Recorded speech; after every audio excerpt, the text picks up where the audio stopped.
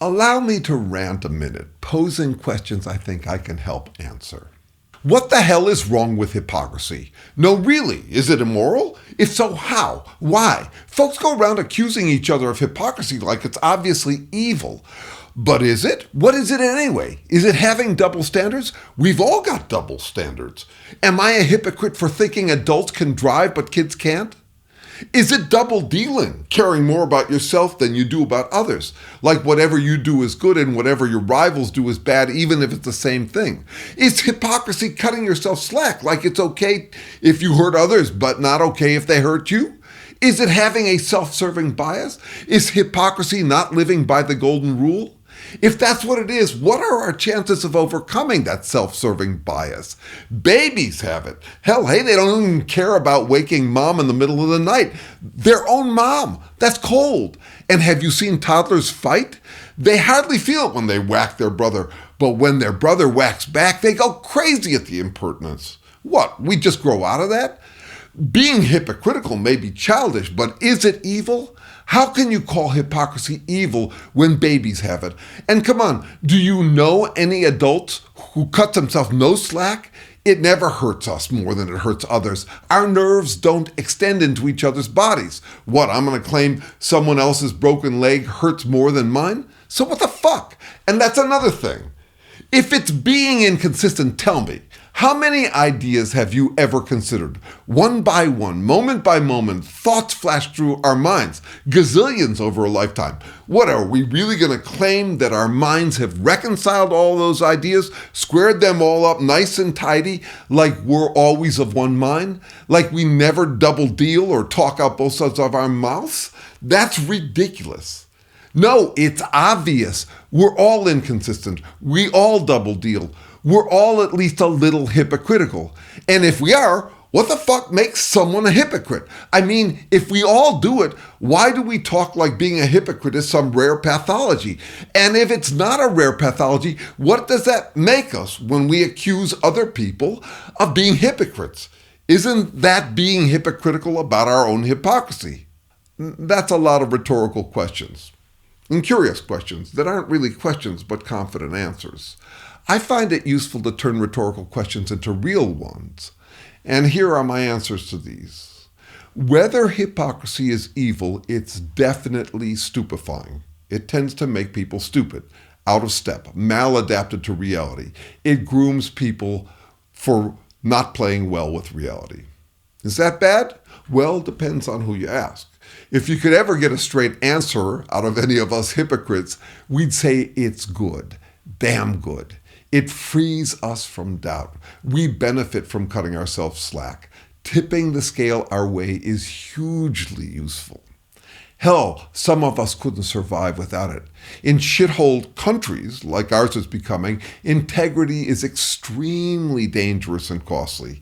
Con men on every corner, everybody looking out for themselves just to get by.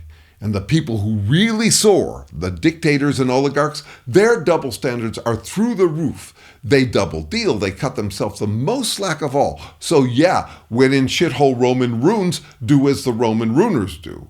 I mean, if you're going to thrive or even barely survive, you'll think cutting yourself slack, double dealing or hypocrisy is a necessary thing. So yes, good for the hypocrite. That's the thing about morals.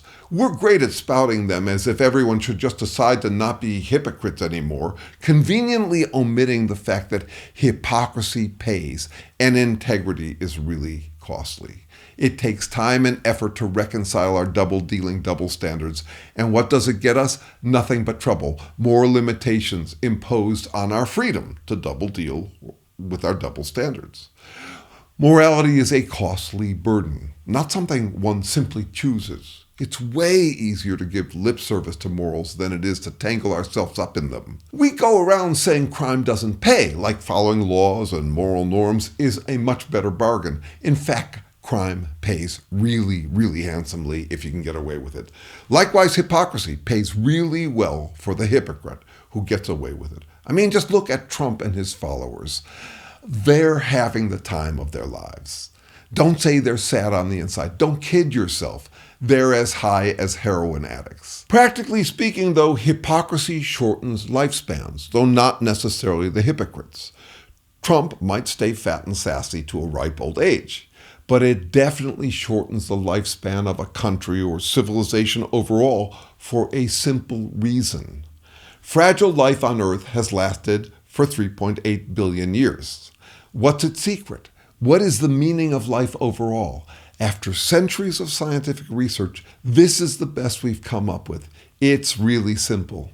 Adapt to reality or die. Hypocrisy stunts growth. It pretends reality away. That's the problem with it. It checks out from all reality checks. Simple example. A kid crosses the street at a stoplight every day. Sometimes it's red, sometimes it's green. Now suppose the kid was a double-dealing hypocrite about it. The kid doesn't want to have to stop at red lights, so instead of admitting that the light is red, says, no, it's green. It's always green. That's maladaptive, right? The kid could get killed insisting on the stoplight's non-existent consistency. Now apply that to the hypocrisy we hear from Trump. He tries something out, it fails miserably, and he says, no, it was a huge success. He'll say anything to pretend he's always right about everything. He's consistent about only one thing, his absolute insistence that he's consistent. No double standards, no double dealing. As long as he keeps insisting he's as consistent as the driven snow, he snows his supporters with every possible inconsistency. Totally checked out from reality while insisting he's the supreme reality check. Why do suckers fall for it? Again, because it frees them to indulge in as much inconsistency as they want. What a relief! They feel like they can do no wrong while they do all the wrong they want. It's just like the drug heroin, so named because it makes every user feel like a hero. Heroin addicts might end happy, but they don't end well, and they do a lot of damage on the way down. Hypocrisy stunts growth. It prevents learning. People call it post-truth or post-fact. It's just a double-dealing clutch pedal, confirmation bias. If it affirms me, I'll listen. If it's disappointing, I don't listen. I ignore, deny, deflect. If it's bad about my rivals, it's true. If it's bad about me, it's fake news. Trumpies cling to polls when they support them. They say the polls are wrong when they don't support them. Trumpism is just another stupid and stupefying self-winding movement. Like a self-winding watch, no matter how you shake it, Maga gets wound up. If reality checks agree with them, it proves they're always right. When reality checks prove they're wrong, it's unfair and unreal. Can you imagine the liberation that such double-dealing buys them? And it will get us all in the end. It might take a few weeks longer than it would take that kid to be hit by a car, but it's inevitable. Adapt to reality or die. Trump would have an A+ record if it weren't for mean old reality sending us a pandemic. If it weren't for reality, he'd be right about everything always. But think about it. Does that make Trump and Trumpists tough? No, it makes them total wusses. Remove the crutch of absolute hypocrisy that they're leaning on, and they'd melt, panties in a twist, like an addict without their crutch. And it's not just those mean old Trumpies who do this. Think about the ever-popular scold, do not be negative. Setting aside the hypocrisy of saying that negativity is a no-no, what's really going on there? Simple. I want the positive reality checks, not the negative ones. I need to feel like a winner, so I skip and dismiss news that I'm losing. It's immoral to disappoint me. Don't be mean. That may be different from Trumpists in degree, but it's the same basic impulse, and it's there in all of us. Don't bring me down. Don't deplete my mojo. Let me do whatever I want, and don't make me have to think about my inconsistency. I demand to live in a buzzkill-free zone. Questions of degree matter. So back to that question. If we all engage in hypocrisy, what makes someone a hypocrite? The best I've come up with is the original quote and the part that people usually leave out. Power tends to corrupt. Absolute power corrupts absolutely. Hypocrisy is a source of power, the power to survive for the powerless, the power to thrive for the powerful. It does tend to corrupt. Cutting ourselves slack corrupts our capacity to deal with disappointing reality checks. Absolute hypocrisy, like we see in Trumpism, corrupts absolutely. Absolute originally meant dissolved away from. In other words, nothing can influence it. Trumpists treat hypocrisy as the solution to all of their problems. It's a commitment to absolute self-affirmation. I know everything, and everything I don't know is stupid and irrelevant. I'm always powerful, so even when I fail, I triumph. I'm always good, even when I'm evil. That's why absolutist movements don't end well. Unchecked power isn't sustainable, not within reality, which isn't messing around and doesn't find our hypocrisy convincing. Now, to me, the bare minimum meaning of life is to not end it, especially not human life, which may be the most fragile system of checks and balance ever in natural history. We're so fucking out on a limb, it's ridiculous. So to me, absolute hypocrisy is immoral. It's immoral because it stunts our capacity to adapt to reality. But for the life of me, I can't think of a reliable way to get absolute hypocrites to take my word for it. I mean, they would say, don't be negative. And anyway, I can't claim some higher power demands it. It's just us, adapting to reality or dying. Absolute hypocrites often see themselves as the higher power, or at least doing some higher power's bidding. So here's the takeaway. Hypocrisy, double dealing, double standards, they're a crutch and a clutch pedal. We all use at least a little to deny reality when it disappoints us. As such, it tends to corrupt our ability to adapt to reality and therefore to survive.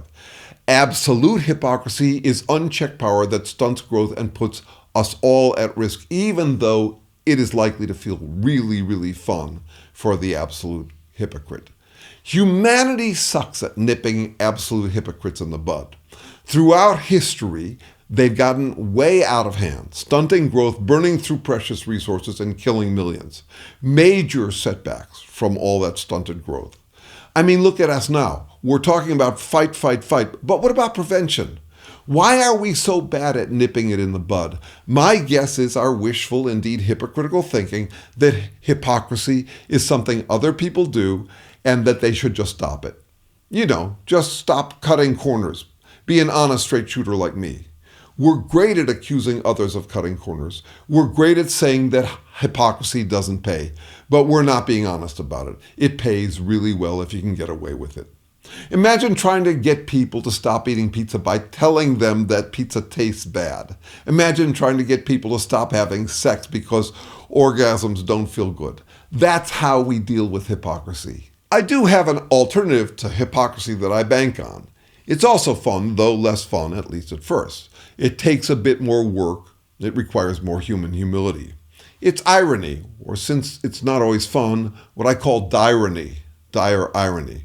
It's disclosing your ambivalences, admitting that you're torn about whether to cut corners, or just exposing your double standards when you're being inconsistent. Here's my series on irony as your superpower, which is an ironic title. Kindness is not how I know who to trust. I trust people who can admit to their ambivalence and doubts. I trust people who trust me enough to tell me when they suspect that I'm talking out both sides of my mouth.